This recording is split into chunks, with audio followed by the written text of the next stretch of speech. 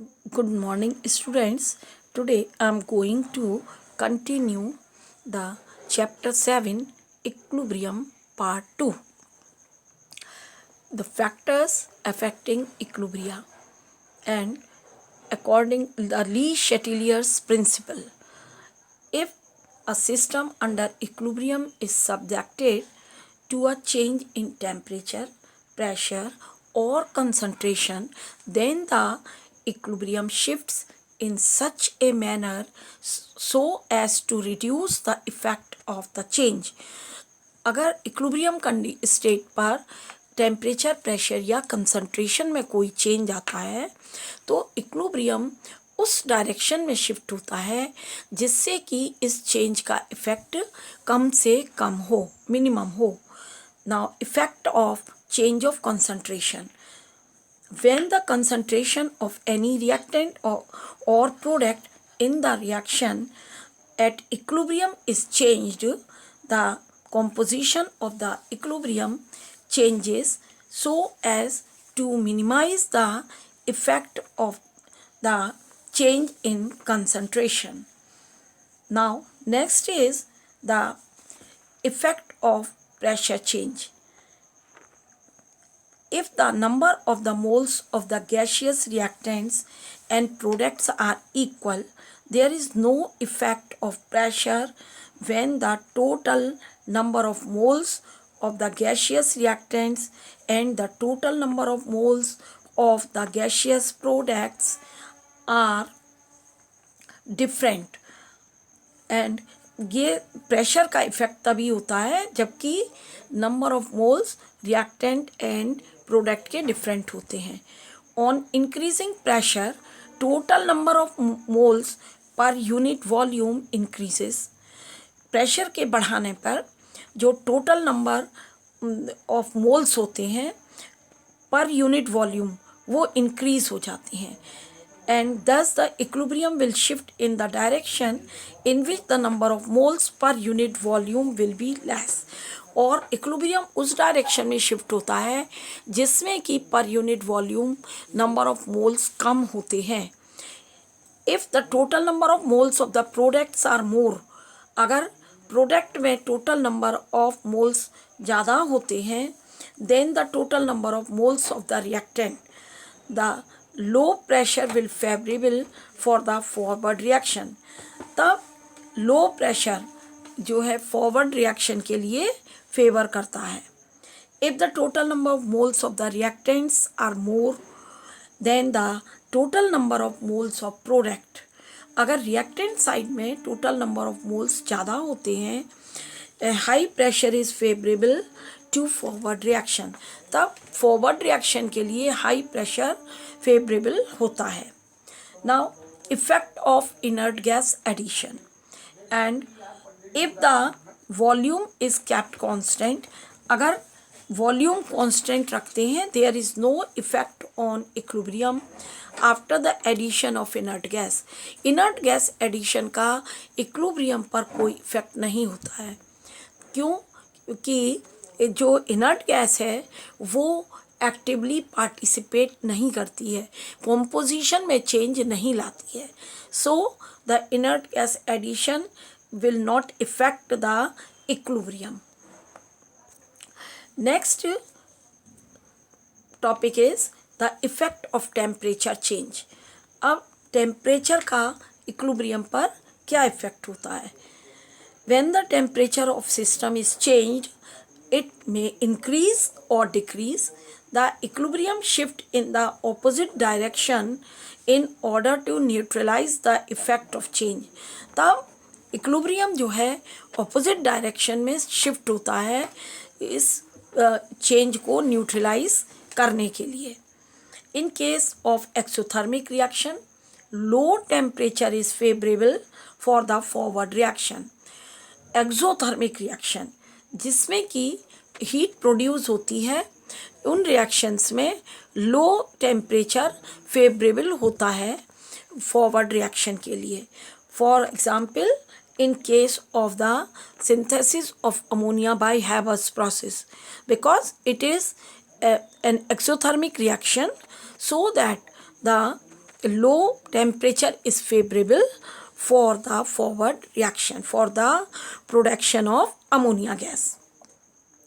But practically very low temperature, अगर बहुत कम होता है temperature, slow down the reaction and thus a catalyst is used. अगर बहुत कम टेम्परेचर होगा तो रिएक्शन रेट कम हो जाता है and we have to use the catalyst, हमें कैटलिस्ट यूज़ करना पड़ता है. In case of endothermic reaction, the increase in temperature will shift the equilibrium in the direction of the endothermic reaction. Endothermic reaction के case में जिसमें कि heat absorb होती है, उसमें द इंक्रीज इन टेम्परेचर से जो इक्विलिब्रियम है वो उस डायरेक्शन में शिफ्ट होता है जहाँ की एंडोथर्मिक रिएक्शन होता है. Now next is effect of catalyst. Now catalyst has no effect on equilibrium composition of a reaction mixture. catalyst का equilibrium composition पर कोई भी इफ़ेक्ट नहीं होता है बिकॉज catalyst जो है वो केमिकल रिएक्शन में पार्टिसिपेट नहीं करता है and it speed up the reaction, और दोनों ही डायरेक्शन में, फॉरवर्ड और रिवर्स डायरेक्शन में, दोनों रिएक्शन को ये स्पीड अप करता है. सो ओवरऑल कोई भी इफ़ेक्ट नहीं होता है.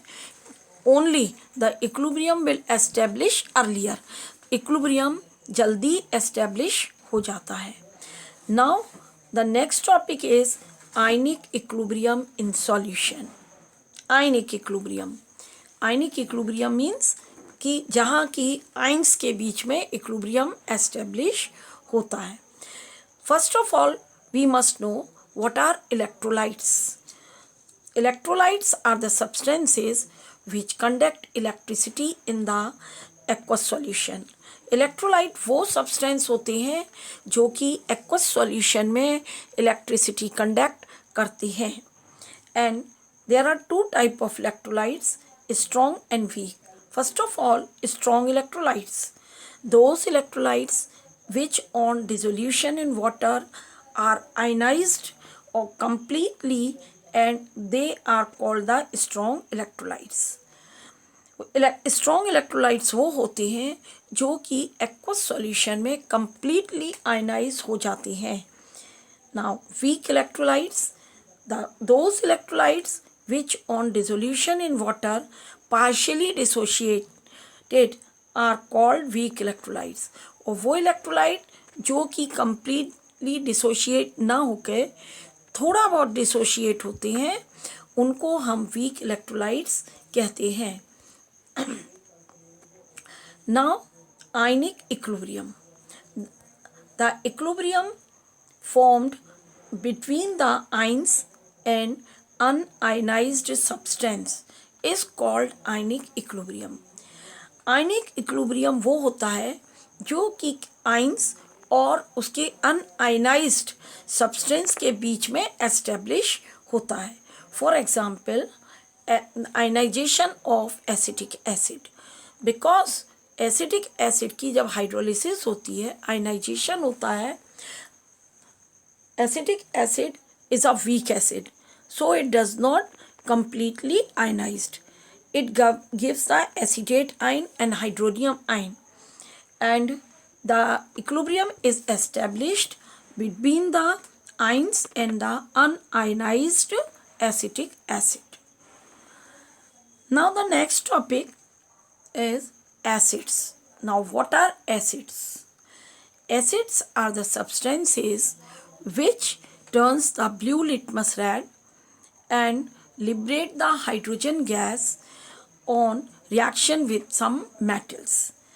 एसिड वो होते हैं जो कि ब्लू लिटमस को के कलर को रेड में कन्वर्ट कर देते हैं एंड ये मेटल्स, कुछ मेटल्स से रिएक्ट करके डाई हाइड्रोजन गैस देते हैं.